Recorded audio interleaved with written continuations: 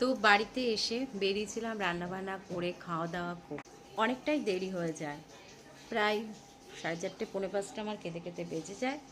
তারপর একটু বিশ্রামের পর উঠে সন্ধে দেওয়া। আর এখন চা করতে করতে দেখো রাত কটা বাজে, 8টা বাজতে 5 মিনিট বাকি। তো এখন প্রচণ্ড দেরি হয়ে গেছে, আমি দুধটাকে গরম করে নিচ্ছি, কারণ এই দুধ দিয়ে আমি চাটা কম করব।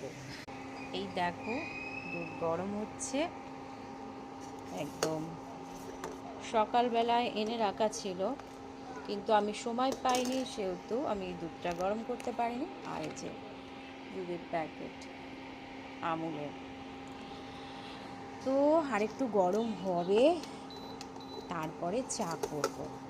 এই দুধের চা খেতে কিন্তু ভীষণ ভালো লাগে। আর আমি সম্পূর্ণটা জলটা কম দিই আর দুধের পরিমাণটা বেশি দিই, এইভাবেই কিন্তু চা করে খাওয়া দাওয়া করি। তো চলো চাটা কমপ্লিট করি, অনেকটা দেরি হয়ে গেছে।